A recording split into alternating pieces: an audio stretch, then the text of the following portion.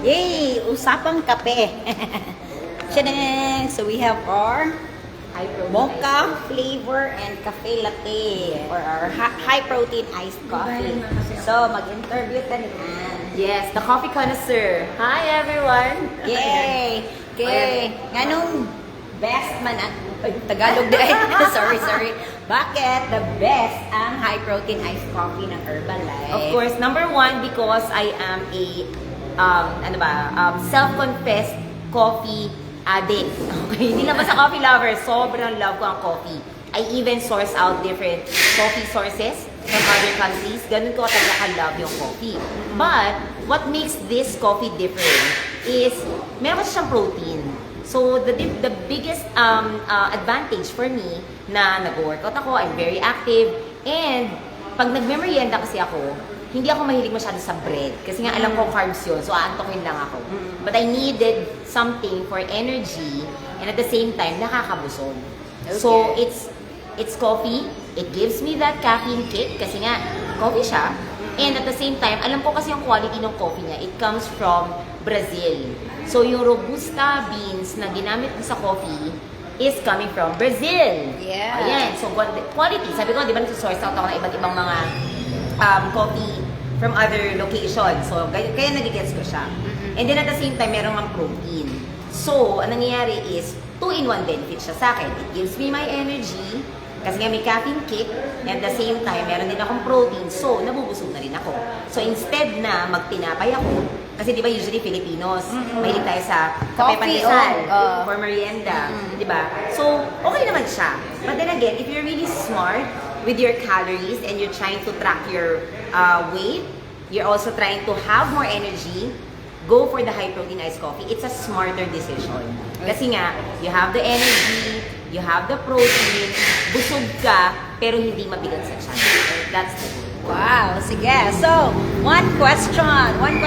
What if mas hiyang ka sa imong mga previous na coffee na gigamit? Ah, yes. Ayan, speaking of, sabi ko nga kanina, di ba, I usually source out other coffees. I love my espresso shots. I love my, even instant coffee, minsan talaga, pinapatulan ko talaga siya. Kasi nga gusto ko talaga ng aroma ng kape, lasa ng at aroma ng kape.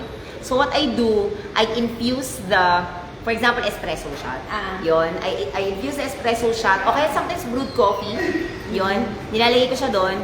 Or sometimes what I do also is I also put in yung kahit instant coffee na lang. So Di na nagsulti ng brand. Di tayo So, magsabi ng coffee na brand. brand. So, parang hot water, konti lang. And then, I put in the instant granules. Lalo na kapag wala akong brewed coffee na nagawa. So, hinahalo ko yun, tinutunaw ko yun. And then, I mix in a different container. Nilalagay ko yung coffee. Ayan. Which one man sa iyo? Ako mocha ako. Mocha. Kasi the bitter, the better. Hugo. Di ba? So, Mas bitter man eh. hindi, ito mas bitter for me. For me, sige. this is darker kasi like mocha chocolate. Parang ganun chocolate. Pero matamis lang siya. Yeah. oo. Mas So, matamis. this one naman, for me, more milky. Kasi nga latte siya eh. So, yun lang. Yun ang napansin ko. So, if you are a Tapos milky mag-mix person, ka. if you love cappuccino, if you love latte, ng mga coffee, kunwari pa nag-order ka sa labas, and then you like Commercial. cappuccino, latte, you go for this. And if you love something like Americano or something darker, you go for the coffee mocha. Okay, so how do you Yun, mix your yun coffee? na. So, hot water, instant coffee granules, one side. And then, kino-combine ko siya with 2 scoops nito with regular water lang. Kasi I love iced coffee. Oh. So, yun yung malamig. And then, I just combine it together. So, nagkakaroon pa ng extra kick of coffee Oh, sa aking item. Mas lalong bumabango with your Yes. instant granules. Yes, if you want to also add milk, Okay. like a lot of people, they like their oat milk, they like their almond milk, so it really depends. So, yun, you can also add that for that extra Okay. flavor. So for 2 scoops, Ayan so ang water is like about 100 ml water? Yeah, really depends. Ako usually kasi I have malakas ako talaga sa coffee, like 22 ounce of coffee na drink. I always go for large. Oh. So, yun. So, 200 ml of water with the coffee, okay na yon. And then the milk, with the instant coffee granules, yung mga 100. Yun lang. So, basically, parang tunawin mo lang talaga si granules. Do you add sugar pa?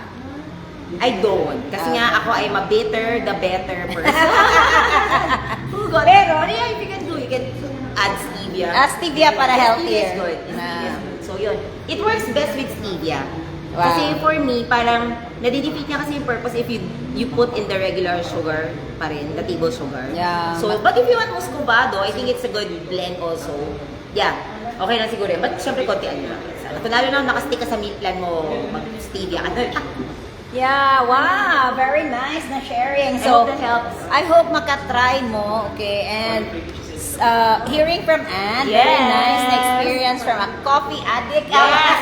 Legit talaga. Seryoso. Like, I take, how many times a day I take this high-protein iced coffee? Twice. Twice. One in the morning, as my pre-workout. Pre-workout. Yeah, kasama ko siya sa shake.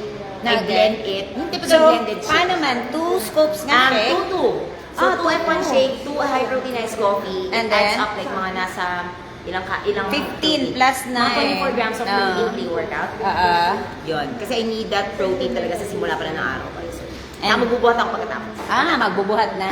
And then, or magtatakbo. And then, after, so in the afternoon, In the afternoon, mag-exercise? Hindi, in the Oh. afternoon, just a snack. This is a good snack also. So instead of eating kape pandesal, I don't kape pandesal. Oh, I don't kape pandesal. I love it. So yun, hindi ako nagkakape pandesal kasi carbs siya na parang alam mo yung parang sayang sa calories.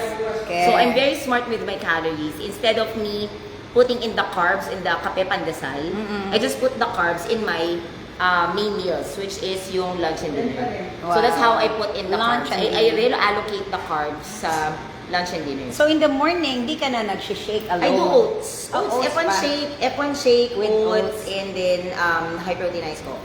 So that's my yun pre-workout slash super breakfast. busog na, Jude. Yes. Super busog. And then after, buhat. Mga 1 hour na buhat yan. Oh. And then rebuild after. So basically, parang morning pa lang, I have my 20 to 40 grams of protein. Wow. O, di ba? Grabe. O, So if protein. you want to get those abs, May abs na. wala tayo, wala. Ano yun eh. So, Three 6 and a half. packs ba? Hindi pa naman, 4 pa lang. 4 siya. So, sige, watch out. 3. 3. Sobra. So, Wow. yun. Thank you So, that's very how I much, Ann. I hope that helps. Yeah, very much. Grabe. Bye, Super. guys. O, puro na sila mga kanang abs. King and Yes. queen. Mother, ikaw. Absolutely beautiful. Absolutely. Amen. Yay! Yes. Thank you very much. Thanks for watching, guys. Okay, see you. Bye.